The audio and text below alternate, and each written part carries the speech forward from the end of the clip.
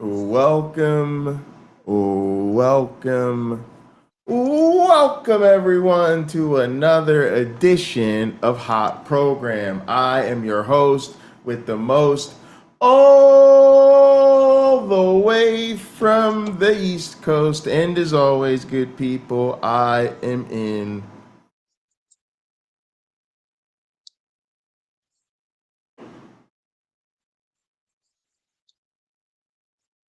airplane mode. And now a man who never truly followed Jesus because Jesus never showed up at any of the meetups. Mm, mm. It's kind of funny to think about people put on their Sunday best. They get up bright and early every Sunday morning, travel on over to the church. Usually Wow. early for Sunday. They got to be there early for Sunday school. Mm-hmm. And then Jesus is the main attraction, and maybe he'll be here to preach next week. He's always with you, but he's never there. I think that was man. That was one of the last things I think I streamed about was these guys were going back and forth because one Christian was saying Jesus never left. I don't know where people were saying he's gone, and the other guys no, he went to heaven. That's how he's gonna come back. So I realized that even that doesn't make sense. Like Christians don't really understand. Like, is Jesus gone? Did he go? Is he in your heart? Like, is it somehow both? I don't know. It seems a bit. It's whatever you need to win the argument in the moment. That's the Yeah, answer. That's the yeah. answer. No, So absolutely. I talked to my mom this weekend and or over the week, and she is a Trump supporter, and she's one of Whoa, these no way. lifting it straight from. I needed to ask her what was her news source because I have a feeling what I learned was, and I don't know why I never understood this, um, is how she comes to conclusions. So if there's a lot of information or a little information, I don't know if there's a difference in the way that she processes what she's hearing. She seems to simply accept what she's being told. So if she's only got one point of view, she's so innocently wonderful that I don't think she thinks someone would lie to her. I don't think she thinks that someone would intentionally mislead her or deceive her. So what she's hearing must simply be true. Now, But see, if I you think it's tough. only I think pick, it's tough though because these are our parents, right? Mhm. And I think they are people that taught us to do our homework, do our due diligence to make sure people weren't getting over on us. And it also seems like they only accept what they're being told on one side. So they'll accept uncritically what you hear on Fox News, but they won't believe anything they hear on MSNBC. Right. No one would have lied to me the first time almost, or I just trust this. And if I had asked her, hey, are you getting your news from Fox News? I could have sent her a link. Okay, this is Fox News saying they cannot be considered as a news source. This is them literally saying it. So Yeah, why yeah. would you believe any now that you know this? It's from them. It's not from me. I didn't, it's not AI generated. I didn't make it up. It's from them. Now why would you believe anything you're being told by them? Yeah. Um yeah, that's very interesting. I didn't know that. When did you find out she's a Trump supporter? Yesterday, or Oh, no, it's that's like the, 3 days ago. 3 days ago, so something that like was the that. first time you didn't know that before that she was actually a Trump. Didn't know. Did she I said, how did I she asked say it? her. Yeah. I asked, are you excited that a female candidate for president has a real shot at being elected? She goes, And oh she said, no, I don't hell want to to the vote for her. no. No, yeah, I don't want to vote for her. And I was like, given our two choices, given our two main choices, what the hell are you talking about? It didn't matter that Trump was a rapist. because the Democrats cooked that up. It didn't matter that he was convicted of 34 felonies. It doesn't matter. And I thought, wow, all these things don't matter. And we eventually circled around to the subject of stuff in the Bible. Because she asked me, this is my best friend's mom, who's like my mom. She says, "Are you pre-tribulation or post-tribulation?" And I had to tell her, I'm Oh, this straight is up not your atheist. birth mother? Not my birth mother. So, but I love this mother, honestly, more than my I thought this was your birth mother. No. So, So is your she, birth mother's not a Trump supporter? I don't know that my birth mother is even going to vote. I haven't asked her. She is living in like one of those nursing home type settings. Oh, well, they definitely vote in nursing home. You need to convince her to vote, and you need to convince her to vote for Kamala. That's an easy one. If somebody's like one of them, I'm just kind of on the side, I don't really know. Just be like, look, this is history. I want to make sure you're part of this history, ma. So it's really important that you vote. Now, this adopted mom, you need to curse her out. Like, she need to. No, look, you need to no, let I her love know. her. Look, I I'm love not her playing so with you. dearly. Okay, but you gotta let her know we're not playing with this. We're not doing it. We're not gonna do this Trump stuff like that. Well, we look. I heard a statistic. I don't know if it's true, but in the last presidential election, there were about 80 million Americans didn't vote that Yeah, I were mean eligible it's to vote always the and case. didn't vote. Apathy. It's always That the case. number is astonishing to me. I would not have expected it to be so high. I think that number's low. Really, you Sorry. do? Yeah.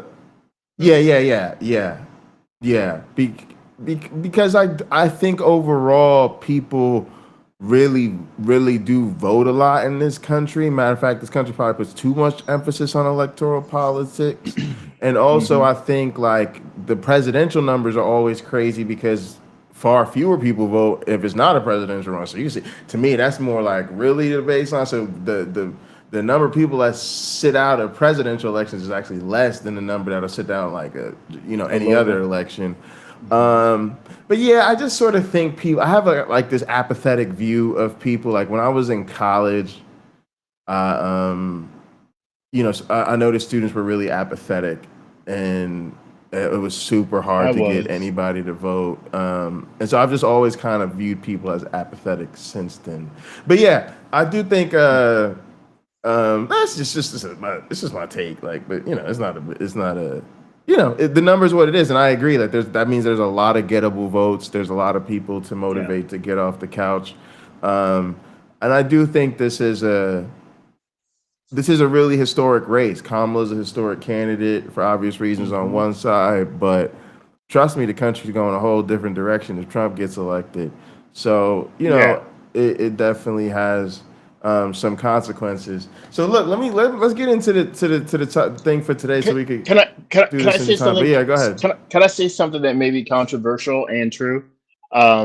So I was looking at this Project 2025 stuff and all that's going on, and how so many people from Trump's cabinet, former staff members, are involved in Project 25. And I said, Trump is they're kind of letting him run wild, and I think I can guess what might happen. So I'm put on my screenwriter's goggles to view all this, right? It seems to me, if you're running Project 25, what you want to do, you want Trump to win. And then one of the first things you're going to do after a few months, maybe a year at the most, is get the 25th Amendment invoked.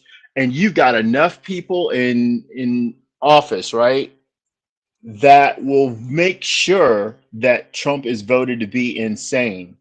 And they're going to use the same clips, Midas Touch and Rachel Maddow and whoever the heck else is out there, Brian Tyler Cohen, are playing right now to show that he is insane and cannot be competent to run the country. They're going to show clips of Bill Barr saying there was no appreciable fraud in the 2020 election. They're going to show all this. They're going to show that he's had these indictments. They're going to show information about, the 91 indictments. They're just going to run through. All that is going to become super relevant to the Republicans in power, and they're going to get Trump out.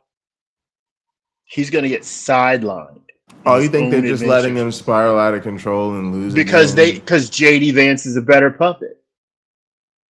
JD Vance is your See, spokesmodel. that's where you lost me. That's where you lost me. See, You because think when so? you lost me there, because when they do all of that, they're doing that to go back to a conventional candidate. They're not trying to get MAGA out of the way to get somebody that's more MAGA. They're trying to get MAGA out of the way so they could go back to the Republican Party of I don't. yesteryear. I don't think they want MAGA out of the way at all. I think they have a bunch of people who are Oh, so you willing to think do they're what they're told. deliberately leaning They're using MAGA, into it? leaning right It's into it. literally MAGA, Trump. They just want to they MAGA want a is new the tool. figurehead. Okay. Yeah, MAGA is the Okay. tool to get Project 2025 enacted.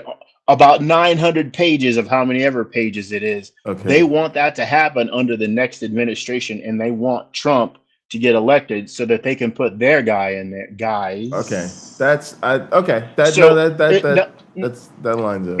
if I remember right, if we have to elect, tell me you know this, if the vice president becomes president, who becomes the vice president? That's a Is good it not? question. Somebody should Isn't it Google the that. Speaker of the House? Isn't it the Speaker of the I House? don't think they step up in order of succession. I think that's what happened. So, and who's the Matter of Speaker fact, I actually think they might get to choose. of the House? My thoughts are they get to choose. No, my thought is they get to choose. They just get to Okay. All right. So nominate somebody Googling vice here, president, and then they have to get approved by the Senate. wherever there is a vacancy in the office of the vice president, the president shall nominate a vice president who shall take office upon confirmation by I a got majority it. of both houses. I Okay. got What? it. I What? said he probably gets to pick one, and then it's approved by Congress. Yeah. Yeah. Well, I said the Senate. I said the Senate, but it's Congress. Okay. So, I yeah, thought it was so the it's Speaker close. of the House. No, it's not the Speaker. So the order of Okay. succession is who becomes president, in order, but it doesn't really have anything to do with vice president. Vice All president. right. So, yeah, because the vice president it's like your assistant. So like you just get to pick a new one if you It's take a pretty over. important job. Yeah, but it's like the same. It's like the same thing with when somebody becomes the new governor. Like there's nobody who steps up to become lieutenant governor. They just get to pick a new lieutenant governor. So, all right. So here's, all right. So just I don't even know. Like I don't even necessarily want to deal with this Amadeus stuff. But look, anybody's gonna come in my chat talking about God never left, the Holy Spirit this, the Holy Spirit that. Like, you just reason like a child. And no, I don't really care about Bill Clinton situation. Matter of fact, it's funny that you brought that up because, y'all, I was actually on UPN 9 for a whole hour-long special when I was like 12 or something because my dad is a cable television host in this area. And so we got invited to be on a panel. It was me and my dad and I guess some white lady who's also probably a TV show host in New Jersey somewhere, and her daughter, and we had this discussion about the Bill Clinton, Monica Lewinsky scandal. And even then as a kid, it really wasn't something that really bothered me all too much. I was a very Christian kid, so I probably was, it's probably more like it's not really a good example, but it's just it's a thing that should bother them. Like it's such a cope. Like this is clearly a person who identifies as a Christian, and then they want me to be upset about Bill Clinton got a blowjob while he was the president of the United States in office. Matter of fact, man, I'm surprised President Moon is one of the most powerful people in the world. I'm surprised we don't hear more sexual scandals from fucking presidents. But look, you're the one who's supposed to care. You're a Christian. What are you doing voting for a rapist? You're the one voting for somebody who's literally a fucking felon. So get out of my fucking face with that. Y'all don't. This is what I'm talking about with Christians. We don't have to talk about none of this shit no more. Y'all do not get to pretend that y'all are anti-crime and clutch your pearls about fucking infidelity and all of this horse shit. That man got convicted 90. He got charged with 91 felonies. He got convicted of 34, and you finna vote for him anyway. You know he's a sexual predator. You finna vote for him anyway. You know he led a goddamn insurrection and you want to put him in charge of the government. Sorry, I'm not having it. These people are pathetic and they're sad. And if you're going to come at me like you got something, you better be ready for the smoke because y'all are traitors. Just straight up traitors. All right, so here's a question. Have you heard of T.I.? Do you know who T.I. is? And this is a question for the chat, too. Okay. I have heard of T.I.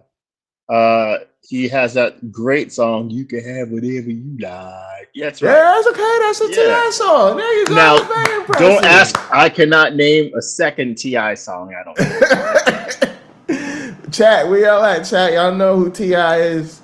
Because we have these cultural moments where I'll be like, y'all gotta hear about what happened with so and so, and then y'all be like, I don't know who that is, and I'm gonna just be cool, like I'm being cool about it.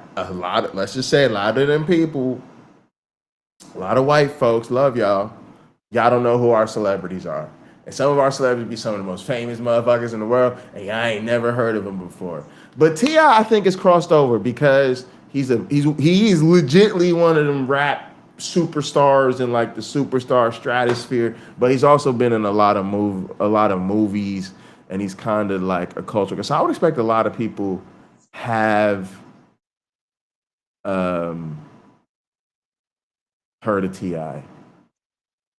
Sumami, you saying no? You don't know who T.I. is? Isn't Sumami cool? I'll be very surprised if she doesn't know who T.I. is. Okay, yeah. Most people know who T.I. is. Okay. All right, here we go. Let's jump in. So T.I. is having a debate against Lecrae, and Lecrae is a Christian rapper. I used to listen to Lecrae a little bit when I was back in my Jesus days. So we'll see how this goes. As a Christian, like one of the first things that we learn or that we are taught from the Bible is judge lest ye not be judged. Judge not lest ye be judged. Yeah, for sure. You dig what I'm saying? Okay, but that concept is completely contradicted by the thought of, let's say, confessions. Mm-hmm.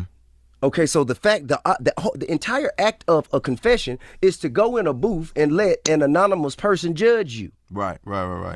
Who has the same ability to sin as you do, but they are in some way supposed to be in some kind of higher, upper echelon mediator, position. so to speak. I mean, but now, could they actually tell you, give me 3 Hail Marys and such and such and such, you'll be forgiven? How you gonna tell me what it take to be forgiven? And listen, shout out to all the Catholic people out there. No disrespect, I don't subscribe to that. Man, but let me say this. Shout out to them, but listen, talk about the priests and the little boys. When we can deal with the priest and the little boy, I'll apologize. You got to deal with your priest before you come talk to me, Catholics. We all got our issues. This is one of them hot mess, unfiltered conversations, and it's so interesting. Like, I don't know. I think this is still where a lot of people are at with the Catholic Church, and it's funny to hear somebody that just is not gonna play the pretentious games. That this has basically just become the word association for a lot of people. Like, you hear Catholic Church and you think of predatory priests and things like this, and I just think this is a history that I think maybe still hasn't been addressed sufficiently or something. But I saw a little clip. I found this because I was going to watch an apologist video responding to this, and I got through probably like the first minute or two, and then I was like, nah, I want to just find the original video and respond to that because I don't want to listen to this apologist. But he was like freaking out. He's like, what are we doing? Why are we going here? Why are we talking about this? Like, oh my God. Like, he was totally clutching his pearls. And I was just thinking, like, bro, this is what people think of the Catholic Church. Like, it's unfortunate, but this is a self-inflicted wound. And honestly,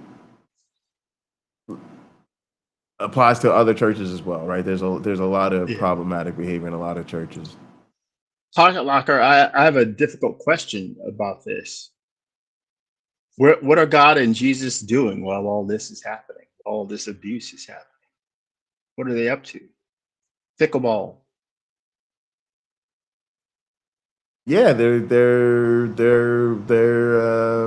know, making sure their favorite sports teams win and helping people find their Oh, keys and oh. you know, making sure people have parking spots at the grocery store and you know, he's is kind of busy. But you know, it's interesting. I think that is one of the everyday absurdities of religion. It's one of those things that it's like we really let people sit in our face and talk about, you know, this all loving, all powerful God. And you know, I think it's really a lot of bullying to me. I feel like really a big part of what maintains the comfort of believers is those of us that don't agree with them being forced to just feel this pressure like we're the worst people for saying anything or for challenging them or for bringing these things up. But I think it's fair to say that the type of history that some of these organizations have, like the Catholic Church in particular, it's hard to imagine that not being sort of a deal breaker or a death knell to any other type of organization. But in modern times, it's not. We have, we can see in our own police departments around the nation, departments full of people that were hired to, we would assume, protect us. Many of them do a stellar job, but there are some bad apples. I'd say the bad apples are the outliers, but sadly, a lot of times they go unpunished. They're allowed, right? They'll give you a ticket for not putting on your turn signal. But guess what? They might not use their turn signals. Well, there's no penalty for them for that. They could be driving drunk, right? And then they're just taken home. There's two officers that pull over the drunk officer. One drives their car, and the other one sits in the front of the police cruiser and is taken home. No charges are ever filed. No administrative action is ever taken. They're looking out for someone who really might not be as much of an asset to the police department as even they could hope. I know someone who is in law enforcement, and there are certain officers that he tries not to get involved in things they're involved in because he doesn't necessarily trust them. Now, if he sees a problem, surely other people see a problem. Within the church, the same is true. It is irresponsible just to relocate those people. Sumami, you said he's a creep. Maybe there's stuff I don't know. Or just don't like. I'm just not remembering about T.I. And I'm also not knowing what's going on in here. Like, I don't know if this is like an atheist versus Christian thing, or I really don't know what the case is. I just know they're supposed to be debating religion. Well, certainly believers can disagree about doctrine and things of that nature. Yeah, I guess we'll know in a moment where they're at. Here's what I Go will ahead, say. Pakman. All right, come As on. it pertains to, so this is what I say. As it pertains to, since we in this conversation, organized religion, or even Christianity for that matter. Right. I don't like it when people say, I don't like rap music. And I'm like, well, when you say you don't like rap music, what kind of rap music do you not like? Because there's all types of different rap music. It's an expansive universe. Exactly. It's an Some umbrella. people just don't It's like an any of amoeba it. of talent. So what did you encounter that you don't like? You heard one person who was terrible, and now you have assumed this is rap music as a whole. And I think, for me, I don't subscribe to a Western, more Americanized version of Christianity. And so people, when I say I'm a Christian, people say, oh, you blank. I'm like, nah, stop. You know what I'm saying? Don't put me in the I love worship blonde hair, blue eyed Jesus box, because that's not where I live. Cause that's a lot. Okay, then come up with a new name. This is a weird little tap dance that people do. First off, Uncle Bobby always has a great example about Brussels sprouts. He doesn't like Brussels sprouts, and anytime you tell somebody he doesn't like Brussels sprouts, they're well, you haven't had my Brussels sprouts. Oh, I got the best Brussels sprouts recipe, and he'll say, "Are your Brussels sprouts made of Brussels sprouts?" Yes. Then I don't like your fucking Brussels sprouts. And I get it. Lecrae's a rapper, and there are a lot of different styles or subgenres of rap, but a lot of people are just not into rap overall. And is your rap music still made of rap music? That I don't like your rap music. But to compare that to Christianity, as though, and it's a subtle thing, because he doesn't even realize it, right? But in a sense, he's trying to render it unfalsifiable or falsifiable, or at least render it unrejectable, because, well, what do you mean when you don't like Christianity? Oh, so did you have a bad experience? Oh, well, then there's this other Christianity that wouldn't have been as bad experience. Oh, do you not like it because it's blonde hair, blue-eyed, American, Republican, bigoted, racist Jesus? Oh, well, I don't even worship that Jesus. I got this other Jesus over here. And again, for me, it's like, is your Jesus still made of Jesus? Then I don't like your Jesus, especially because you can't prove that any of it's true. But the other thing that's very funny is it's kind of twofold. On one hand, they're doing the tap dance because you do want the approval or the acknowledgement or the support based on the identity of being Christian, or else you ought to come up with another word. But when you go around saying you're a Christian and you're a Christian rapper and you're a Christian musician, you are trying to get in that club. That's who you want to be buying your stuff. That's who you want to be, supporting you and everything else. It's just all of a sudden when it's challenged, now when you say Christian, you mean something else. Also, how did you become a Christian? It's like when people say this, there's some of these internet nerds, they talk about, historic Christianity. And if you go back to Christianity in the time of Jesus, Bro, is that how you became a Christian?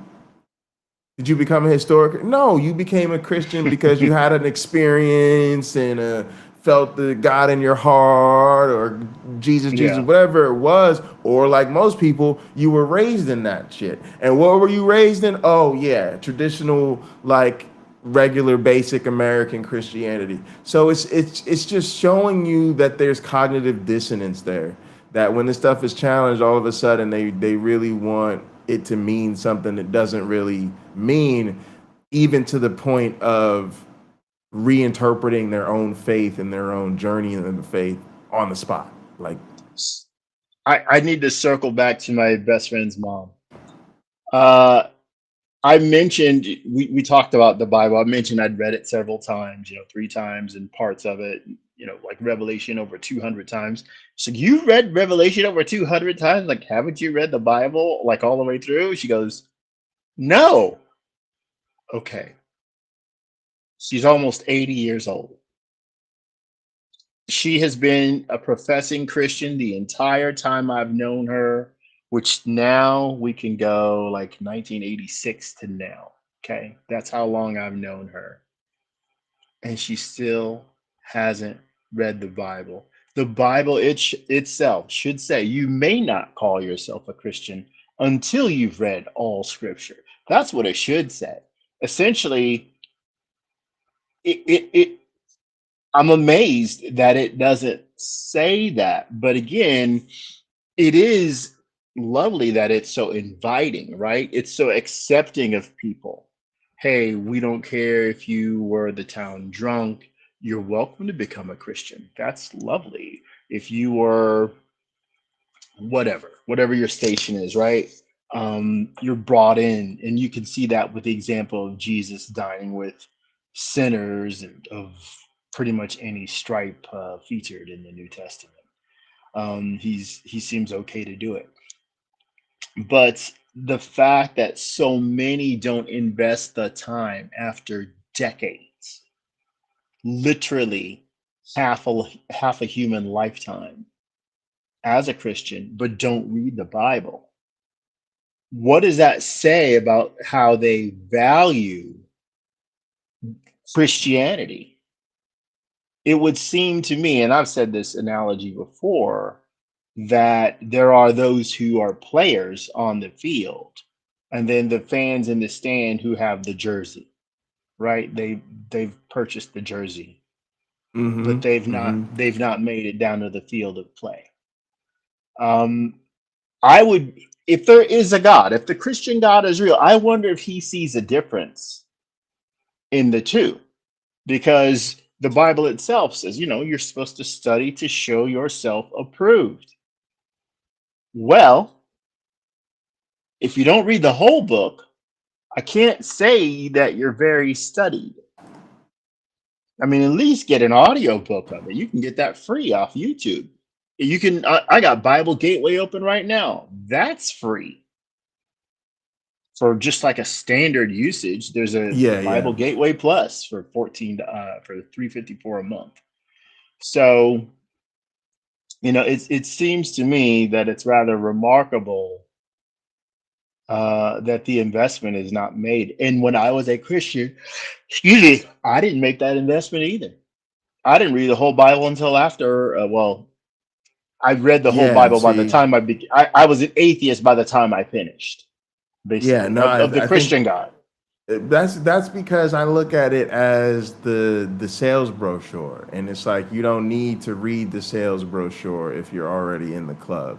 Um, that I think that's just part of the mentality. That's a But so there's some stuff going on in chat. So first off, I thought Hillary's emails were in the chat. Hillary's emails is like one of our friends. I think they're actually like a conservative Christian. I haven't seen them in the chat in a while, but that's why I made the account Hunter Biden's laptops, was to troll Hillary's emails. But that was back. I don't know if we were in like Rebecca's streams or whoever. I don't forget whose streams we were in. And then also I asked because I don't know about their background, and so I thought this might be a Christian on Christian thing. And Tumami remembered Ti's show with Tiny, his, I believe, ex and wife now. And although somebody can correct me if I'm wrong, but I do now remember their show. I kind of thought maybe he was a Christian. A lot of these rappers are. And so they sent us, they were saying that, yeah, he's like into the purity culture. Apparently there's a story, he drew some media attention when he revealed that he has his daughter's hymen checked annually. And he's seriously into this purity culture stuff. Yeah, yeah. So there's a story that PC dropped a link to a story in the Guardian. Okay, so now we're getting framing, right? So now I'm thinking we are doing weird Christian versus Christian stuff. And that's kind of what I wanted to say. I kind of wanted to see like how do they just handle this in a more conversational way. I have thoughts. Let me finish this little blurb real quick and then I'll say something. Yeah, That's just a bold-faced lie. And that's what the hell happened? Yeah, need to say. that's more of a Western influence. So for me, blonde hair, blue eyed Jesus box, because that's not where I live. Cause that's a lie.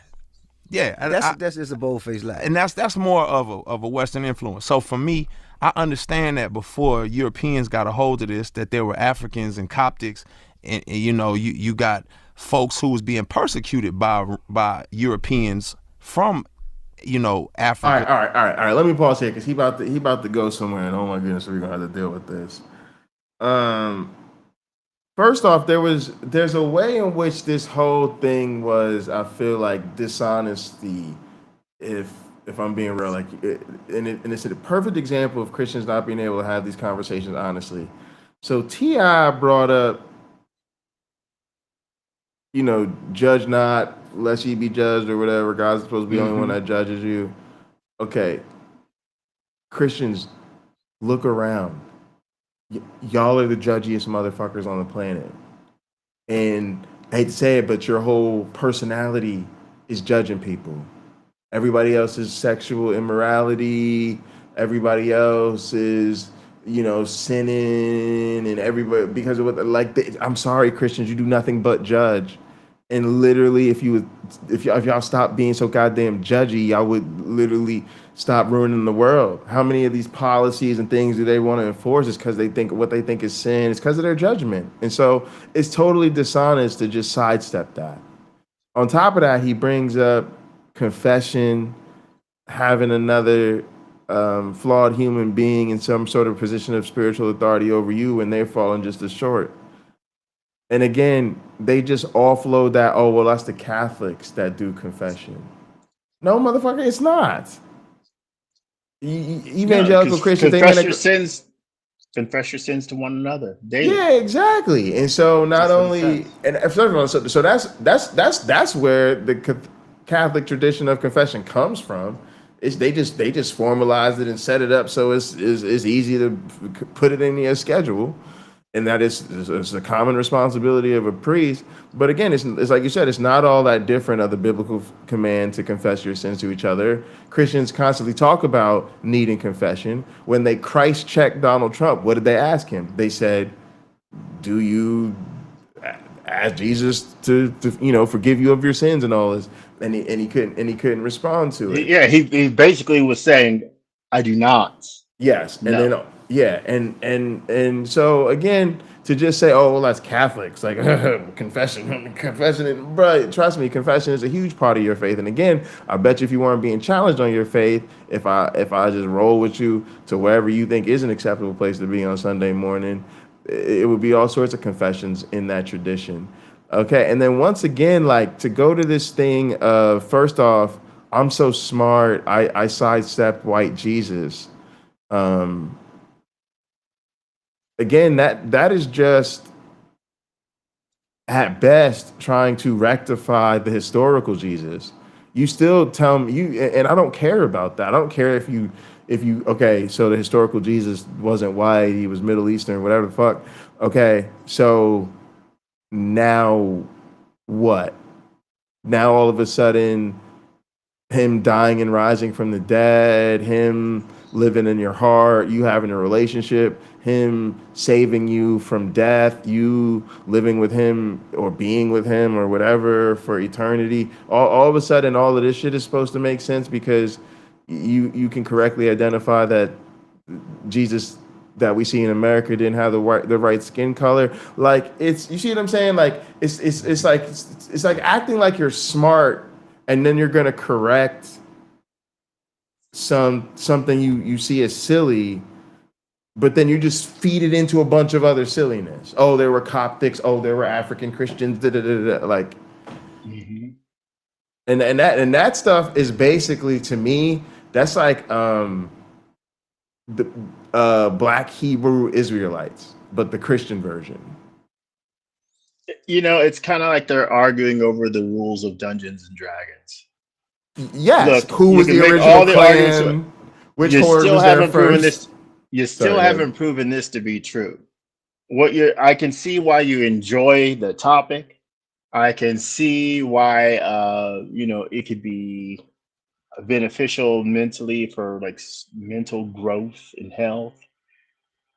But it doesn't mean that it's true, right? Jesus gives good, solid parables. I think a lot of the other Bible might give us some great parables too. But it doesn't mean it's true. I think pretty much everybody listening and watching has heard this or that Christian group like Answers in Genesis says this new discovery proves the Bible, which is one of the most reckless things they can say. It may not prove, well, it doesn't prove the entire Bible, right? It doesn't prove Jesus walked on water, nor does it prove Balaam's donkey can talk. It doesn't prove a worldwide flood. But what we may learn is that Israel is not something made up in the last 2,000 years, and that indeed their culture is even older than that. Some stela, that's what I'm thinking of, an Egyptian stela that was found. It says Israel on it. And that's okay, because Samson with the magic hair is probably just a parable. He didn't kill 300 people with the jawbone of a donkey. Yeah, and you can't, you'll never be able to prove that supernatural stuff. So they need to get over. Also, Israel is just a word, and so it's probably it wouldn't be surprising if it was found prior to the establishment of the religion. Weirdly, the Egyptians have the same word for wheat. It's the same thing with any religion. It has to have some meaning before you name it that. Yeah. I understand there's a history of this faith that goes beyond white Western European. So for me, my subscription to it, now I did get duped early on, but my subscription to it was really a genuine relationship. It wasn't like this, like I'm sitting here studying something and all of a sudden, I'm like, this sounds good. It was like genuinely, man, I was dealing with a whole bunch of nonsense in my community, in my neighborhood. Right. My grandma, she grew up she was a, evangelist but she wasn't a preacher. Yeah. So she was a doer. And that's what I saw. I saw, man, there's something in her character that I can tell something is transformative about her. Right. I wanted that. And this is just Black Christian propaganda. And he confessed what he did was just confess my suspicion. Grow up sometimes in let's just say neighborhoods with a lot going on. First off, it's a lot of anti-Blackness built into that, right? It's a lot of they don't want you out in the world, which a lot of times means they don't want you out in your community. And a lot of times they associate just anybody that's Black and people of color generally, like especially in these communities, anybody that's not in the church or obsessed with the church as necessarily part of the culture that produces community level harms. So it's almost like they don't distinguish between, for say, the people who's really gang banging, like for real, versus the people who just may lack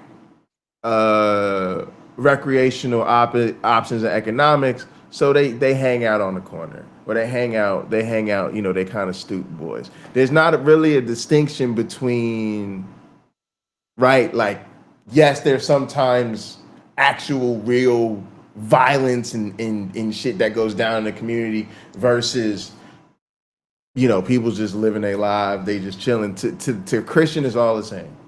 It's either you with Jesus or you of the world, and then all of them things. There's a lot of things going on, and it's I don't know. I hear it now. I hear it very differently than I used to hear it. The reason it does that is, and here's where I drew the connection. Think about what he says about his grandma. It's not, she wasn't necessarily a preacher or, the worship leader in church, well, that's the propaganda, right? That is, I abstain from all of these things. Look at how different I am. She didn't drink, she didn't smoke, she was pent up, was on top of it. And then they see that as evidence of the transformative power of Jesus. And they don't realize it's really just, like I said, it's really just propaganda. It's forcing people to behave different, and then using the fact that they behave different as a result of that social pressure as like evidence of your faith, so that you can convince other people to behave different. And so that's why it has to be such a generalized rejection, right? Because if it was just, oh, I don't want you gang banging. You say, well, grandma, I'm not out here gang banging. Oh, I don't want you I don't want you out here ruining your life behind drugs. Well, you know, like I might light a joint once in a while, grandma, but I don't do drugs like that. Well, you know, it's a lot of stuff going on, and there's so many broken homes, and I don't want you running around with these women and da da da. Oh, I'm cool. You know, me and Susie, we've been together for like, like whatever, like, right, we're good, like, we, you know what I'm saying, we pay our bills, we straight, we love her, right? And so, like, they have to reject all of it. Like, all of it has to be a problem. Everything that's not of God, everything that's not of the church has to be a problem, because then it can fit into that side. Then it can really be demonized as like contributing towards the things that are actually problematic. And I'm so glad we're talking about this, y'all, because these are the type of thoughts about anti-blackness in Christianity, and then how it plays out even in black communities, that these are the type of conversations I've been wanting to have. All right, I'm gonna go ahead and play. I can't agree that I have seen God working through people, like genuinely working through people within the church and within Christianity and other religions as well. I can't say that I've seen that, and I can't say that I've recognized that, and I appreciate that. I think it's valuable. It's very valuable for us as human beings to commit ourselves and dedicate ourselves to the awareness of something greater than us. Absolutely. The creators. It was something that made all of this possible. Absolutely. And you have to give respect where respect is due to that. But however, it's going. Here's a very interesting thing here too. So one of the things that happens is, and I would say this, like, Christians really want to think that they're open to these conversations and they have these deep, challenging conversations. But what we can see from our perspective is, yeah, you say that, but really you say that when you're talking to other Christians, and you're so used to dealing with other Christians that you think this is what passes as being challenged. The other thing is, y'all, they're creationists. I be telling you they're all creationists, and I tell you, like, it's good to be a fly on the wall and hear them talking to each other. And when you do that, you hear that creation is just something so fundamental. They just like give it to each other. Like, oh, okay, we know that we gotta be created. And I'm telling you, I think evolution is really the death knell of Christianity, because there's just, for so many people, if God is not the creator, that's it. First off, he's just not God if he's not the creator. And then on top of that, you get into the issues of, well, then where does sin come from, and what did Jesus die for? So in other words, it kills God. And then if you really get into it, it actually also, like, that's before you even get into the theological issues caused by it. And then when you get into the theological issues caused by it, it's just over. So it's just, they're creationists. These are creationists. And I know we don't think about, we don't think about rappers and celebrities and media figures and stuff like that as creationists. But when they talk about what it means to be a believer, they very clearly are. You and I spoke about this probably about a year ago. I said, if Jesus were ever actually proven to be black, that's the end of Christianity. Oh, it died. It dies that day. Not that you won't have this or that group like Hebrew Israelite groups. Yeah, there'll be a few million hangers on, but we're going low 2-3 million. You're not going to have billions of people remain Christians after that. It's over. And Africa is very close to Jerusalem. And I think what it shows is that race matters. It does. It does. In terms of the Almighty, it does to people. Yeah. I was making this comment about crucifixes the other day. So I started a job at a Catholic university, and I'm starting. Tomorrow's the first day of classes.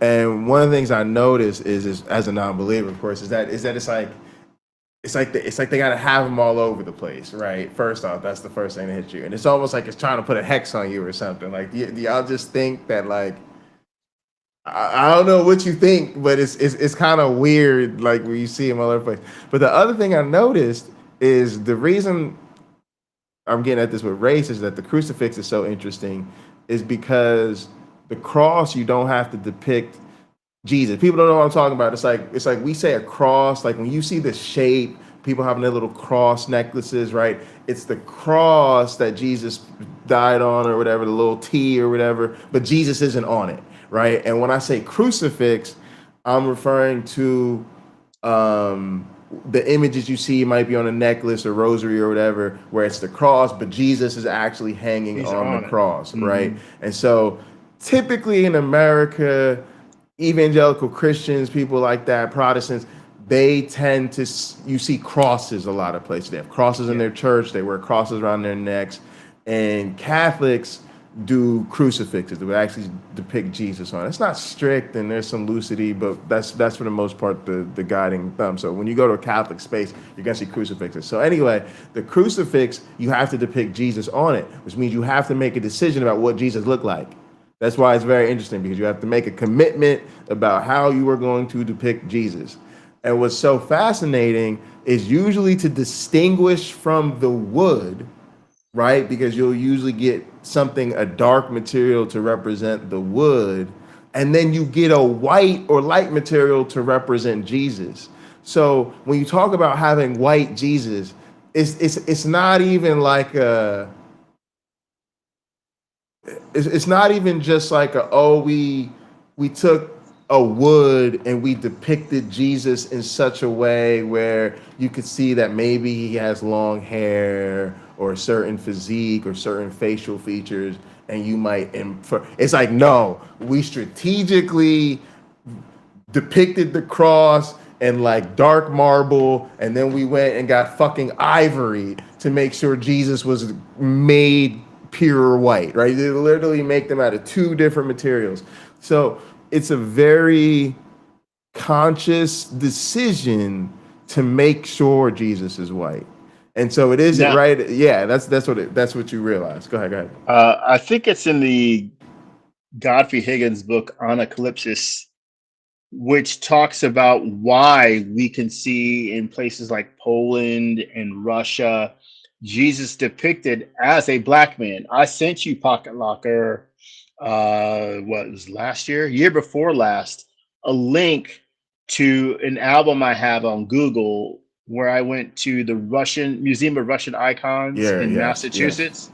And there's no shortage of imagery with Jesus with darker skin than me. There's no, in that place, there's no shortage. And it's not a museum of all of it. It just has, a few thousand items, I would say, maybe a few hundred items. But those images are there. When Pope John Paul worshipped the Black Madonna, it wasn't a big deal to people from Poland, where he was from. Lots of them did. If you want to Google Black Madonna, you're going to find no shortage of them. And that's Mother Mary, right? You're going to see black baby Jesuses right along with her. But Anacalypsis says the reason, it's quoting someone, I don't know who. The reason why that character is featured as black is because he's mythological, not because he's real. All it takes is a little time to go by for someone not to know that, right? For millions of people not to know that. Because like my mom, if that's not what they're told, that's not what they believe. And then when this new information comes along and it's counter to the belief, it's hard for that information to be accepted. Even when there's photographic evidence, it can still be difficult. I'm sure we've all faced a challenge in life like that. When we find out that the truth is counter to our belief, it does take some processing time for us to kind of move through it. Yeah, no, totally. Yeah, what's interesting to me too is that I think this cope of there were black you'll get a different rendition depending on who you ask, but it'll be somewhere on the spectrum of there were black, either there were early black churches, or even they'll just push it further back, right? They were early disciples were black or whatever like that. It shows you that it matters sort of in the other way, like that people feel the need to reclaim Jesus as a person of color.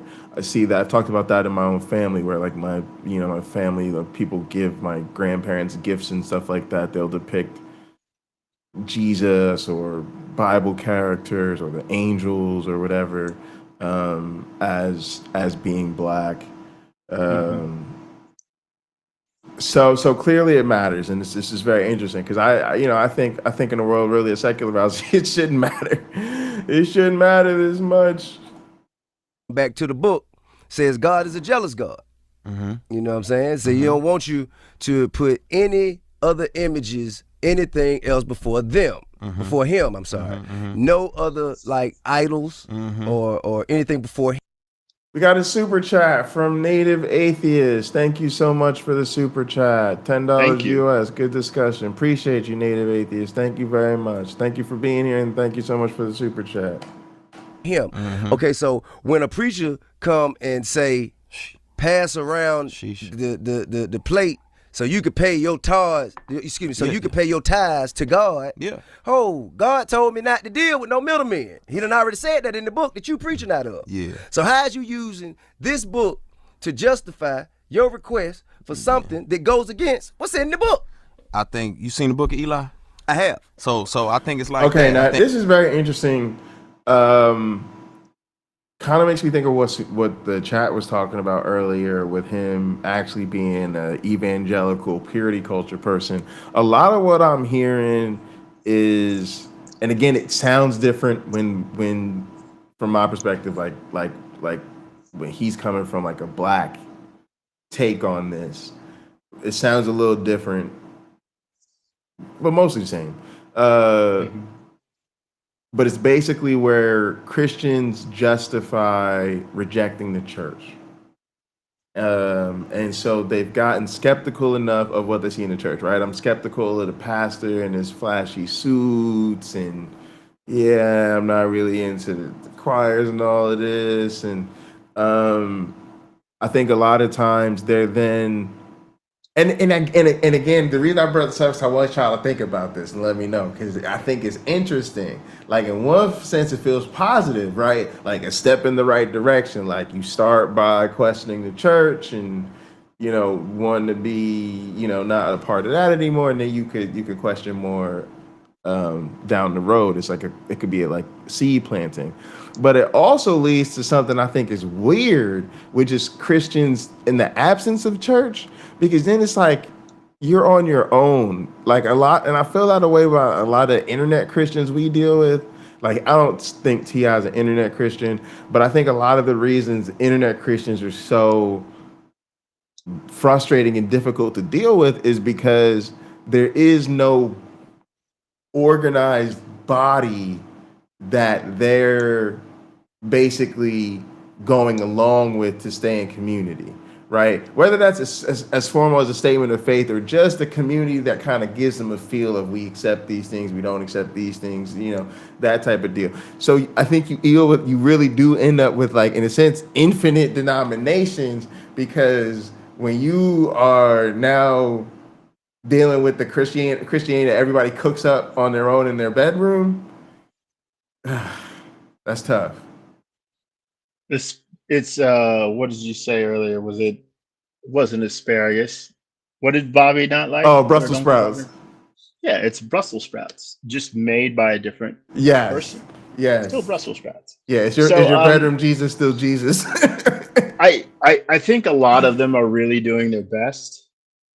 But there is something, I'm reminded of Jehovah's Witnesses. how they have a governing body. Weirdly, the governing body is in Jesus and the 12 disciples, apostles rather. Weirdly, but that's just how some guys set it up after the previous guys a few thousand years ago set it up.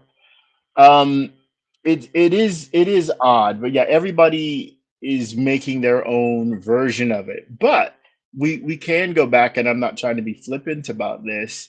That Christians do tell us they have a personal relationship with God. They're telling us this is what they personally believe. This is how they have personally reached out to the God of the Bible, and the response that they get is their what? Their relationship with God. The accepting of the whatever God decrees is fine.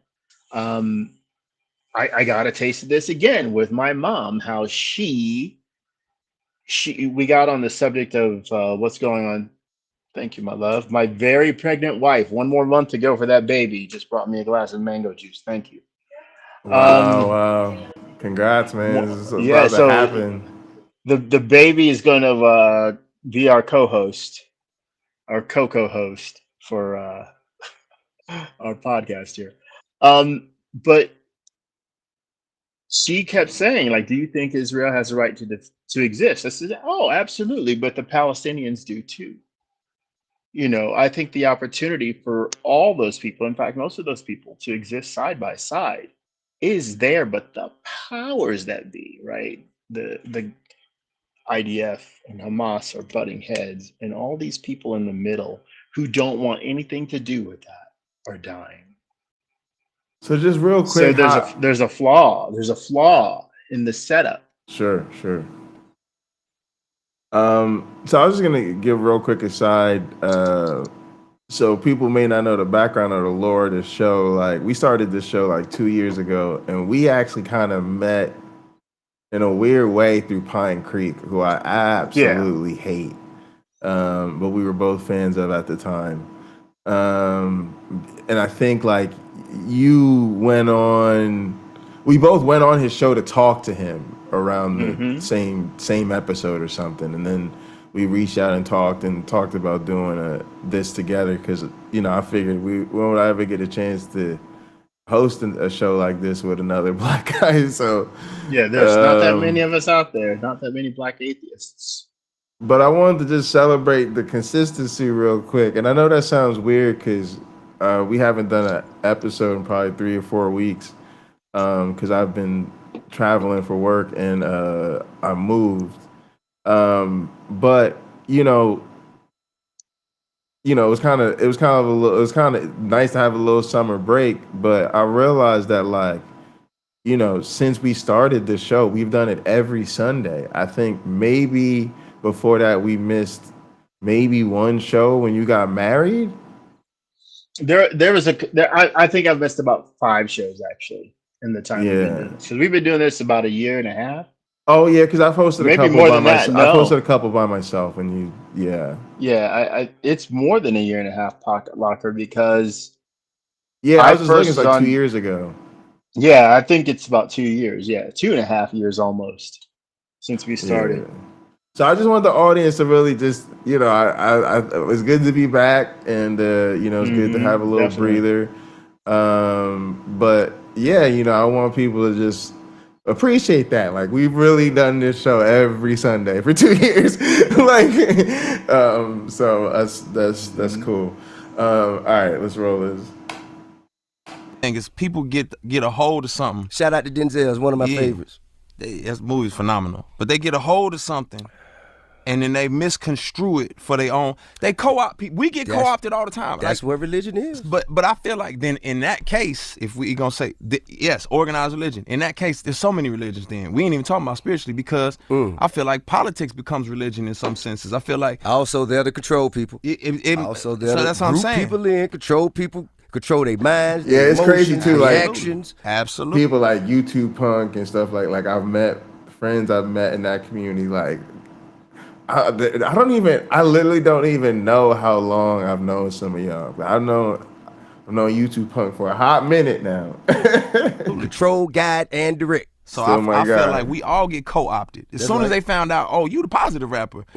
Well, then now Fox News wants to co-opt me. And now all the preachers want you to come, and you know what I'm saying? They want to Kanye you. They want to Kanye you. You said it, I didn't. You know, I mean, I'm going to say, I say it again. You said it, I didn't. I ain't saying nothing to you I can't say to him. Yeah. You know what I'm saying? But at the same time, I think for Kanye, All right, wait, hang on. Let me hear this Kanye control thing. people. So the other- that's how it's organized religion. In that case, there's so many religions then. We ain't even talking about spiritually because I feel like politics becomes religion in some senses. I feel like also they're the control people. Also they're the that's what I'm group saying. people in, control people, control their minds, their emotions, their actions. Absolutely. Control, guide, and direct. So I Okay, all right. So I'm gonna come out with kind of an interesting take here, and part of this I'm a real my bias. I come from a politically active family in New Jersey. My dad literally calls us politicos because there's like a world of people who are involved in politics, and you come to know each other, and that becomes a shorthand to identify those people. So, and you know, I grew up working on campaigns, and my dad works on campaigns, and actually his job's a political appointment and stuff like that. So, and he always hosted political talk shows, and this is a political show, or my podcast are quite often, I should say, my channel. So, but with that being said, here's the interesting take. For as much as we kind of despair about politics or disparage about politics, and we're kind of it's kind of in fashion to be down on politicians, and again, I've said it earlier, and I think this is true, there may be a sense in which we put too much emphasis on the electoral part of politics. In some sense, like, politics is a pretty high calling in my estimation. You know, I really grew up having a ton of respect for politicians and knowing a lot of politicians. And most of the politicians I know are underpaid by a long shot, overworked by a long shot, and are where they're at because they care about public service. Like, and to me, in a sense, I don't want to say it's like ministry, but that's like the real thing. Like, people are always celebrated for, you know, being in the church and taking up orders, and, you know, as a non-believer, like, we don't think there's anything to that. Like, that's, you're working in the administration in service of hocus pocus. You know, say what you want about people involved in politics, but that is how we actually really address the very real human problems, issues, and challenges that need addressing, and the services that we need just to keep this thing going. And it really is super important. So, well, yeah. No, I'll let you. Please do finish. I want to defend church people. But go ahead. You know, I was just saying that to the extent that he said, like, oh, politics can become religion. In reality, that is where I think a lot more of that effort is justified. It means more. Well, yeah. I'm sorry. Do you have? No, that's it. Okay. I can look at my neighbor sold his house and moved, but my neighbor who ran the church where we got married, he has an outreach program within that church where they prepare food for people who need it, right? They make sandwiches and they give those sandwiches out. There are those within churches that do find a way to directly or indirectly serve their community. I would be willing to bet that percentage is super small, though. So on a scale like what they're doing, they're giving food away so people come and prepare the meals and stuff like that. I think some people probably would rather, well, I want my time and I make quite a bit of money. So every month I'll kick in an extra $100 or $200, or somebody super rich might say $1,000, let's say, every month to fund that program, because they don't want that to stop. and they don't want to give up their Yeah. super fun activity, Lamborghini driving or whatever the heck it is, to go in there and make sandwiches. That's not their bag. So there are people who do find a way from the church, from within the church, to give to the community.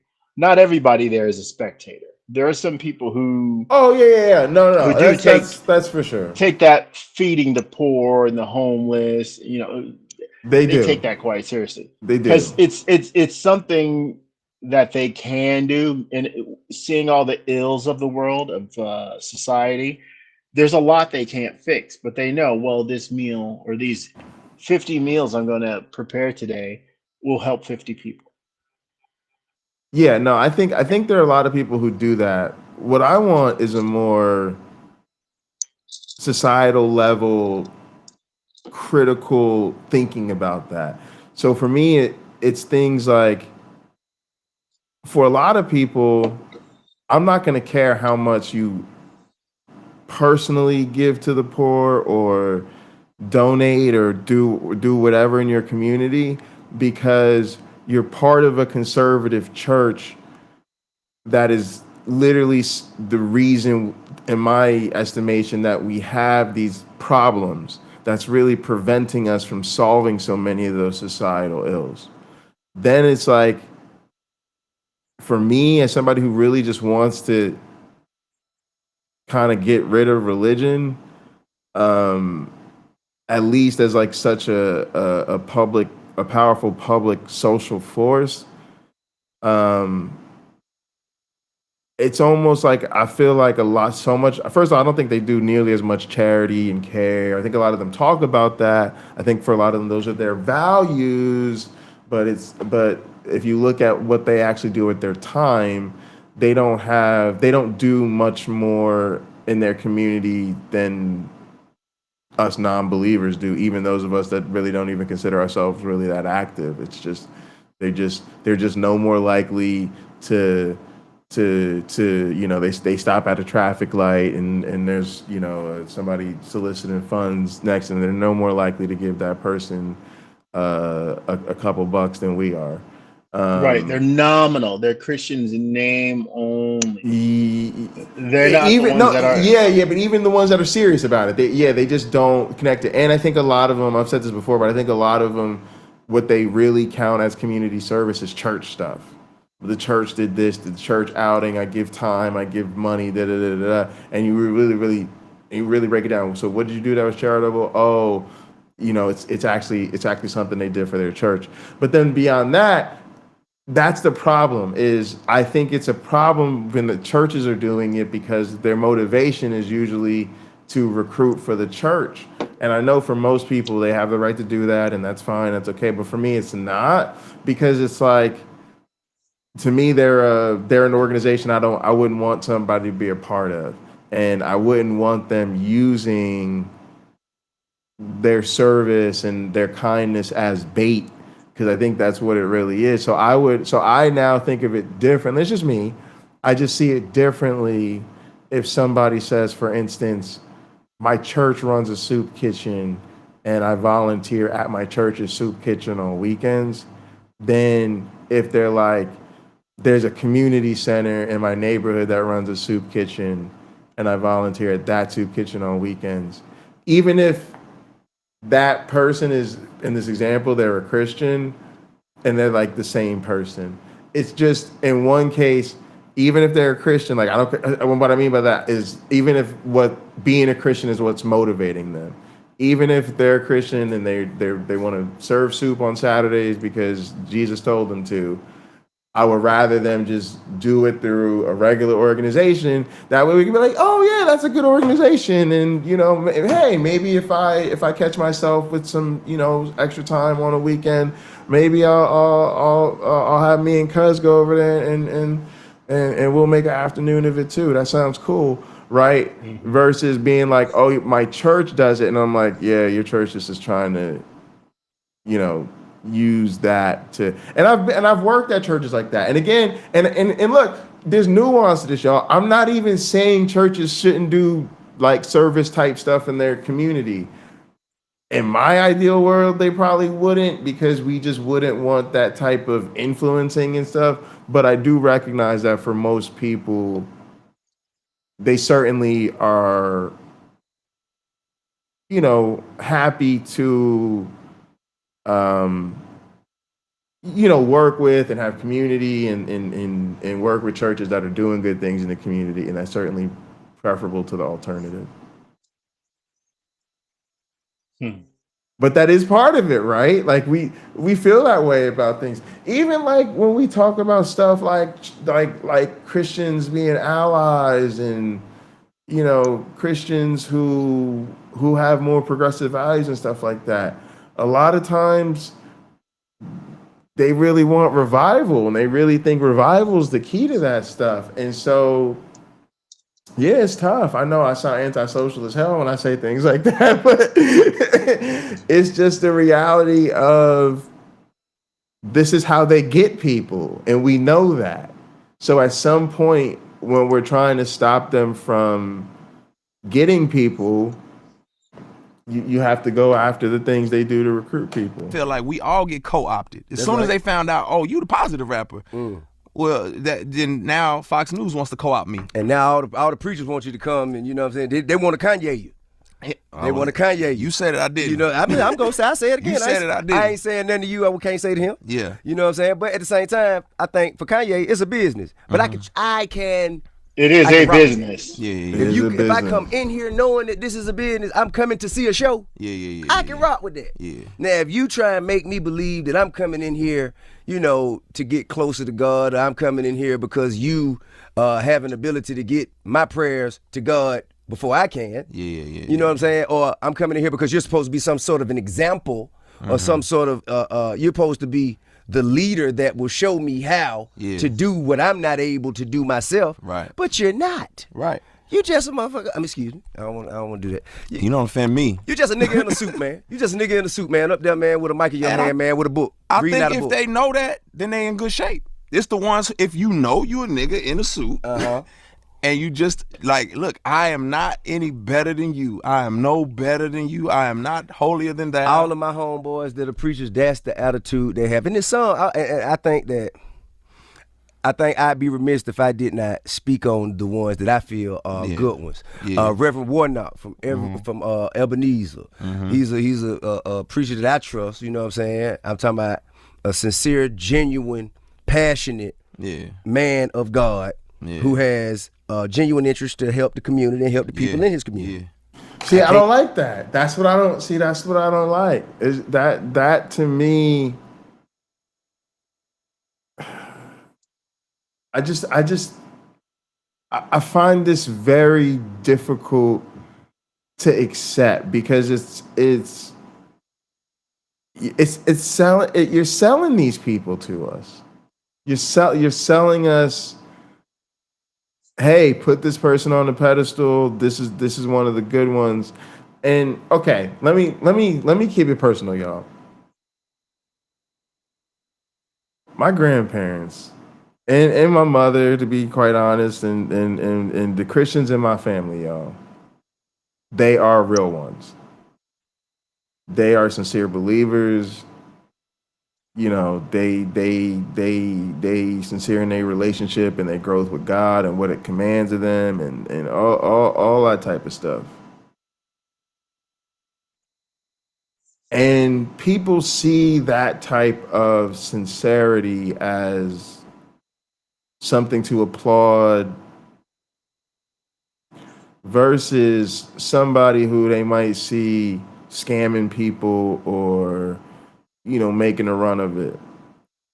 But to me, it's like they're the suckers. They're the ones who actually believe it and pay the cost and go along with it and make all the sacrifices. And so it feels like they're being used. And part of what keeps them trapped in that is everybody keeps celebrating what sincere Christians they are. So I'm caught between two worlds. I was kind of complaining to Mommy about this yesterday. I was like reading my textbook for the class I'm about to start teaching, and literally in the first chapter, it talks about how evolution is, the cornerstone of biology. Literally in the first chapter, it talks about the basics of the scientific method. It talks about how science is the best process we have to understand the world around us and how it works. It talks about not everything is science, and it talks about how religion isn't science. And it talks about how religion has always claimed to be able to explain things in the natural world, but it doesn't. And how most things that people once sought, spiritual or like religious explanations for, we now have a natural explanation for. So that's just the basics. That's where we're at, and so I've kind of nicknamed this the jig is up era.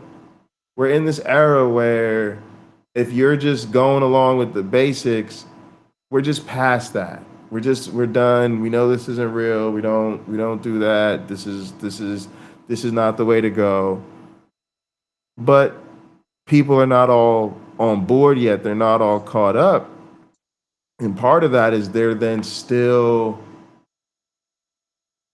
giving these religious people social status.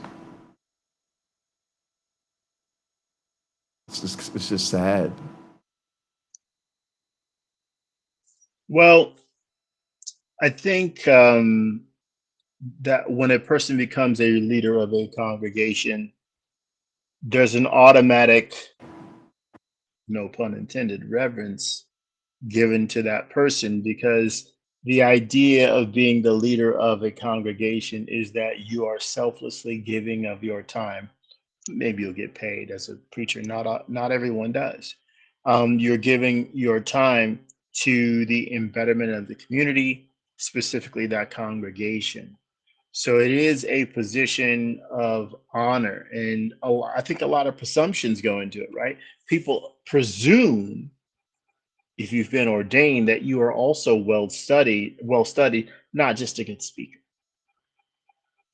So I think that goes into it. And most people want to go on sinning and not be, okay, I have to be an excellent example of how to conduct myself, or how a Christian should conduct his or herself in this society, right? If I'm in Greenbow, Alabama, then I'm supposed to be a pillar of the community, being exemplary in my behavior to all the citizens, not only of my congregation, not only to Greenbow, but all the citizens of the world.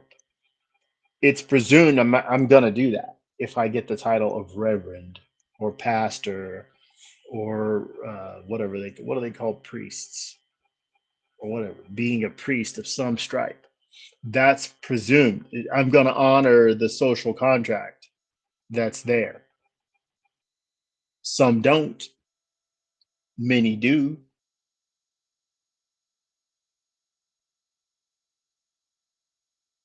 Talk, I think we got disconnected. Are you there? Yeah, can you hear me? I was just pulling All the right. chat up on my phone because it Oh, like okay. froze back here. Um, Okay. so yeah, I think that's yeah, that's really true. It is. It's like a social. It's like you conform to the role. You play the part. You play the part. Hmm. Um, but yeah, I think again we have to undermine that, because what unfortunately what's happened is their sincerity is what's used to sort of um, carry the reputation of the cult. And look, this is unfortunate. I don't think it's like, I understand it's uncomfortable and it's very difficult, but unfortunately, a lot of these ministers have just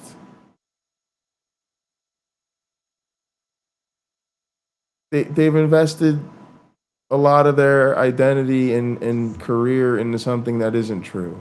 I don't know a simpler way to say that, but I think that is in fact the case, and I think it's going to become more and more known.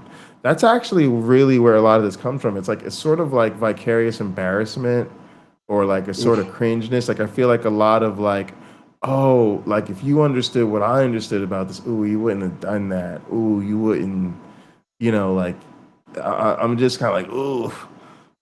So yeah, I don't know. I don't they'll be all right. They'll be all right.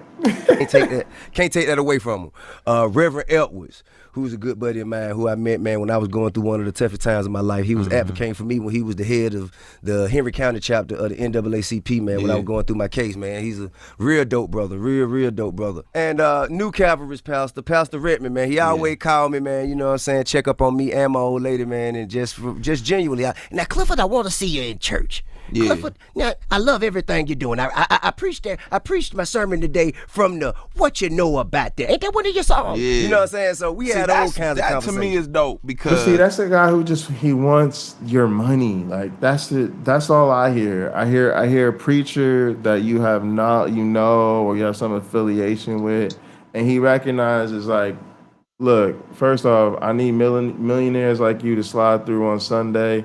So when this preaching get real good to you, you start giving me that 10%. But even if not, you're definitely hoping for a sort of celebrity effect that's gonna increase turnout, which always increase funds, and just having that sort of vibe in the building that's gonna, people don't want to be cheap when there's a celebrity in the room. So like, I don't know. I don't hear anything sincere in that. I just hear a grifting ass pastor. Well, I want to see you in church. And this is what I mean too about Christians are not really with us to be with us, y'all. When they're with us, they're actually with us to do more recruiting, right? When did Christian churches, like, did Christian churches really integrate before integration? Hell to the no. Not most of them, right? Most of them remain unintegrated long after integration. You know what I'm saying? They're not integrated now. Now they're not integrated now, y'all. For real. When did they really just wake up one day and decide that women were equal and women should have rights and women? Y'all, there are still congregations in 2024 that will brag to you that they just elected a woman pastor or some shit like this. Y'all, it's crazy. It's crazy. So it's just time. It's just time to stop. Like when they get with it, what they really want is a revival. It's like when they were losing favor, when attendance was hurt, when COVID. Not even COVID, because I'm thinking of stuff with like women and stuff like that. Just they were losing the popularity. And sorry, what I meant to say was they're dragging behind the culture. People don't look like, basically they hold on to, they oppress everything until it's too late, until society moves past them, and then they try to act like it was their idea all along. So, a lot of conservative religions, like, for instance, like, they really don't even support, women having the right to wear what they want. That stuff is controversial to them. There's so many things. Like, they're sexually repressive. And like I said, the LGBTQ stuff, like, when they get with that, like, what do they want? Do they really want to bring about a world of, like, mature, responsible, healthy sexual expression. No, it's really just, I know you're gay, but I really want to see you in church. And so now that they know it's not cool and they don't want to be called bigots, now they're pro LGBTQ. But again, it's not really to push forward on LGBTQ rights. It's to have these people come to church because they really want a revival. And now their numbers are hurting. Their numbers are dwindling, or they're unpopular with the kids, or they're having trouble recruiting young people. Like, they don't do the right thing for the right reasons. Unfortunately, normally when they do the right thing, it's for the wrong reasons. And that's why I don't like soup it up anymore about the good work they do. That's a living, breathing example of somebody who acts out what they believe in, and Right. so that's why I stand. Because end of the day, for me, what I do believe in exclusivity. So some people have a problem with that, but I believe in that. When you say exclusivity, what does that mean? Exclusivity is, I believe that Jesus is the way. Now, if you don't believe that, you are exclusive yourself, because you exclusively believe he's not. So everyone is being exclusive on something. And Did that make any sense to any? Did y'all follow that? Did y'all follow that? Can you replay it? Excuse me. Can you replay it, Pocket Locker? Oh my goodness. you say, well, that in exclusivity. For me, what I do believe Appreciate you on chat. in exclusivity. So some people have a problem with that, but I believe in that. When you say exclusivity, what does that mean? Exclusivity is, I believe that Jesus is the way. Now, if you don't believe that, you are exclusive yourself, because you exclusively believe he's not. So everyone is being. See, that's the apologetics, y'all. But I kind of think it's true. I think it's how he's using exclusively. Exclude. I'm excluding that Jesus is not the way. I don't think Jesus is the way. Right. Do I believe when we read the Bible, Jesus can offer us some pretty nice advice on a few things? Sure. Do I believe that his followers should try drinking deadly poison just to prove that Jesus was right, that they would survive it? No. Do I think there might be multiple interpretations on take up servants, not take up servants. He should have spoke out against that. But take up serpents and not die, right? And be able to heal people, right? I think Jesus was wrong about that in Gospel of Mark. He was wrong. I think he was wrong to treat the woman who wanted healing for her daughter.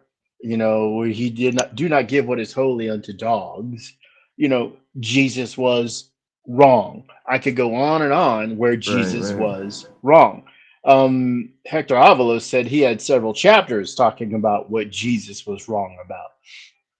So he is not, for me, the beacon or the paragon of morality, how we should conduct ourselves. And he's not even a great wizard, because what he said wasn't true about people who followed him, believed in him, being able to have such powers. Yeah, no, I think you're right. I think it was just the way he said it was weird. Yeah, Although I am kind of glad he acknowledges this, but the entire Christian faith is exclusivist, and it is exclusive. and as soon as you say it's not, which a lot of Christians want to say just because they think it sounds better that way, it's like, well, then what's the point of being a Christian? If Jesus isn't the only way, then why bother? I don't need to. So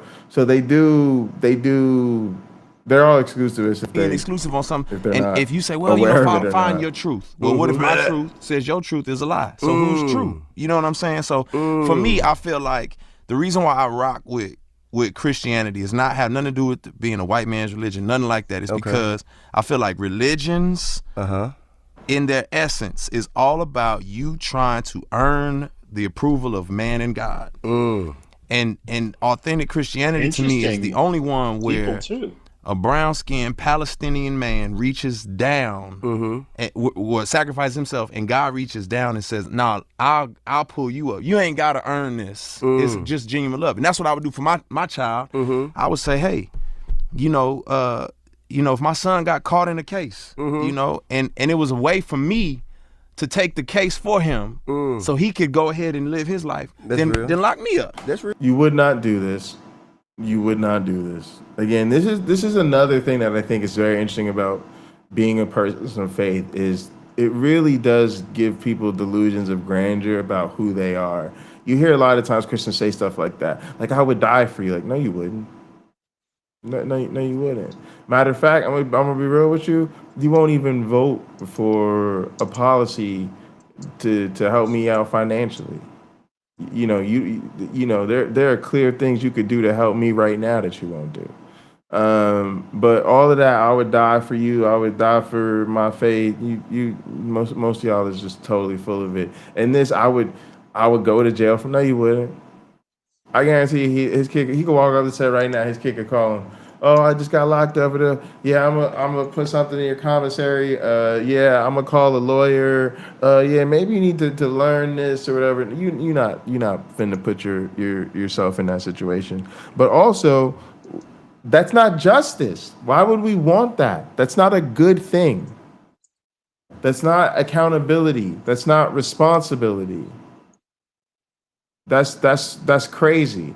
And that's part of the Trump narrative, right? That's the problem with Trump. Trump tells people, "Oh, I'm being persecuted for you. They're prosecuting." No, you're being prosecuted for what you did wrong. Even the Jesus narrative. If I accept the Jesus narrative as, people spin it, sounds like he got crucified for committing crimes. Sounds like he was, charged with insurrection. Now, whether he did it, whether he did, but that's what would have been on the table. So it's just really, guys, it's weird. Substitutionary atonement is weird. I have real criticism of Jesus in the Bible saying he's going to die for people, knowing. So that may indeed be admirable, right? He's going to sacrifice himself to save billions of other people. Again, hard time finding a volunteer someone who wouldn't volunteer for that.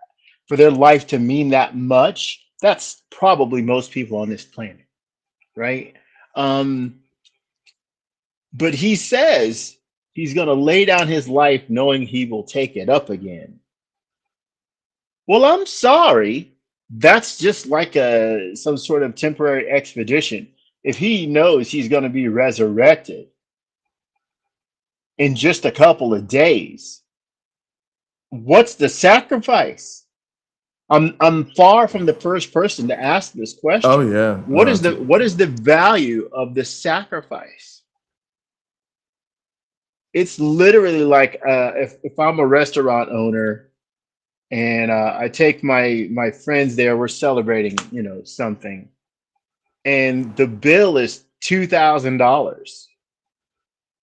And the waitress comes and, "Hey, boss, here's the bill." And I just go ahead and put it on my card, right?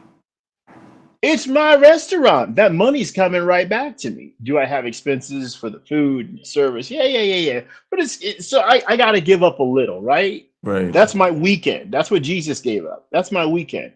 But essentially the profit, because we know it wasn't $2,000 worth of food and drinks, the profit just stayed in my pocket. It never really left.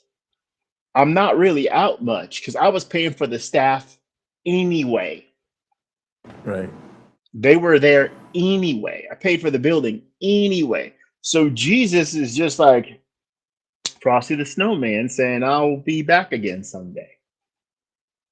It just happened to be a few days later. Yeah, it's like sleeping through the weekend.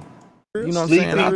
I'll take it. So that's how I look at the situation. And I understand everybody not going to agree with that. That's cool. I got Muslim partners. I got atheist partners. I got all kind of partners. But that's where I stand. But your faith is important because, whatever it is that shapes and molds you into a better man, to walk your walk and live your truth, that's what's important. Whatever that is.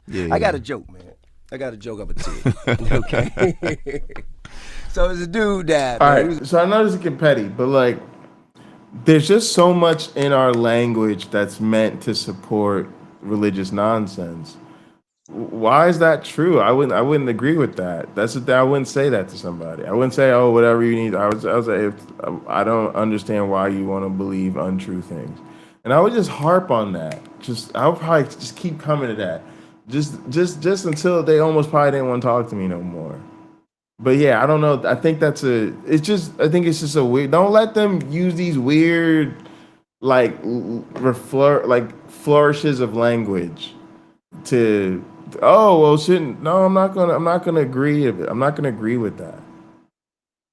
He's a real religious dude, man. You know what I'm saying? Did everything right, man. Abided by all the commandments. He died, man. He made it up to heaven, right? So, I guess the host of heaven at the pearly gates, you know what I'm saying? He walking them around, showing them the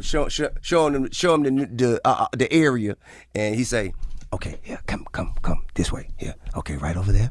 You see that? There's the Christians right there. Okay, shh. There, now over here. Now right over there, they're the Muslims. Okay, now here, come. Shh. Yeah, be quiet. Right over here, those are the people of the Jewish faith. Okay. And right here, these are the Hindus. And then the guy say, well, wait a minute, man. Why are we whispering? And he say, because all of them think they the only ones here. Hey, man. Hey, man, everybody think that they way in the right way, and they should. Yeah. And they should. What matters is a genuine connection with the Lord above, the creator of all, and your understanding that you have to make sacrifices and discipline yourself to live within the guidelines of some kind of expectation. Yeah. You know what I'm saying? For the world to flow. With no order, there's chaos. And I agree with that in terms of where there's no order, there's chaos. As long as you believe something, and so this is everybody's cool but atheists, and also this all just takes on all new meaning, knowing that he's like checking his daughter's hymen and all this nonsense. It's actually this monstrous, abusive, psychotic garbage. And they want to pass it off as, oh, whatever you want to believe, as long as it motivates you to get up in the morning, like God is love, like it's nonsense. So is T.I. an Old Testament guy where he's going to have the village stone his daughter if she loses her virginity prior to marriage? I don't know what the hell you're gonna do. I think it's so gross. And you also just got to be. I don't think he's there. I don't think he's the kind of guy to do something like that. But obviously, you know, he has his beliefs, and I think he just believes and believes like a lot of these guys. Maybe he's certainly entitled to his belief, and it's good that he's sharing them so you can kind of know where the guy is coming from.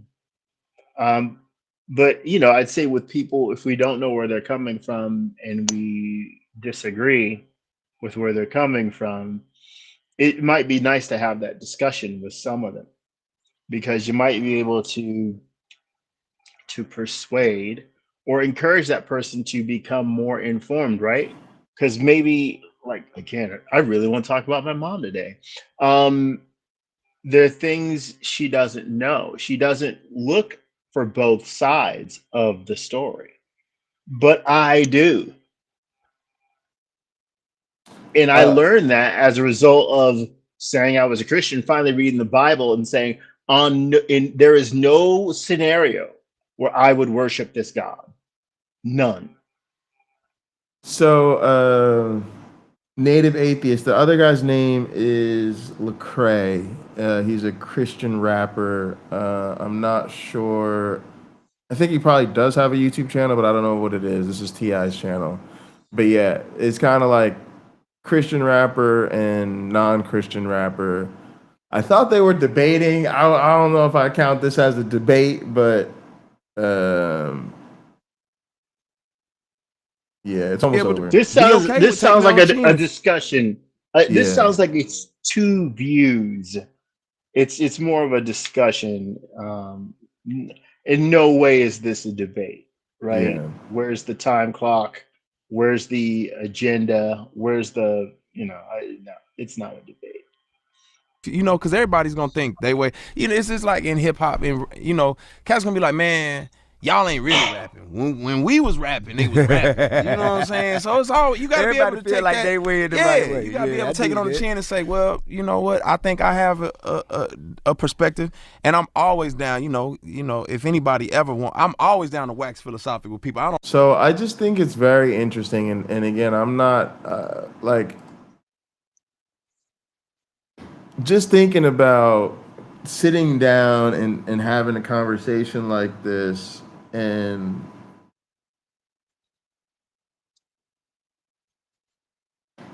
having this back and forth while really like I'm just letting it sink in. This is the type of monster that is subjecting his child to this type of abuse. And I'm sorry, it's definitely probably because of him believing some religious garbage. And Tumami was absolutely right. Like he's famous, rich. He's he's famous and even more rich for making music about like hip hop and all of the sex and all of this type of shit that goes on in it. It's probably stuff Jesus wouldn't rubber stamp. Probably stuff Jesus wouldn't rubber stamp. And so it's it's quite monstrous that people like this are still trying to peddle Christianity as the way and trying to sit down and go back and forth like they're having these really high-minded, intelligent conversations about it. But when they're clearly not ready for modern sensibilities. All right, PC's got all the links in the chat. All right, my one black friend, give us your closing thoughts on this. Well, I think it's a fantastic thing to do your own thinking. But when someone challenges your ideas, be open to the challenges and really seek out to understand why there are challenges. Is it an issue, or maybe, oh, I didn't state my views quite clearly, or oh, I should have used this word instead of that, or that's not what I said. What I said was XYZ. Definitely don't be afraid to give your opinion, or not give your opinion so you can avoid an even longer conversation. So going to be doing some traveling once the baby is born. I think we're now going to take up 3 seats. So I probably won't have my seat next to the Christian, so I can be the atheist that they sat next to on a plane in a YouTube video. Because I'll be seated next to my dog. Yeah. That's it. That's interesting. Yeah, I don't. It's Nitty's been doing his little cafe conversations. They're pretty interesting.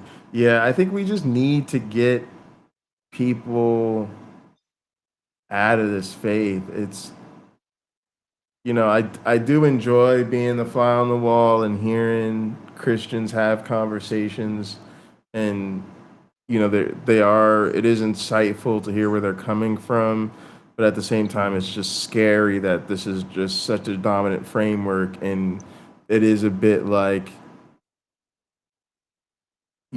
just hearing people talk about this fantasy world, and which particular lore they accept and how they like to spin it.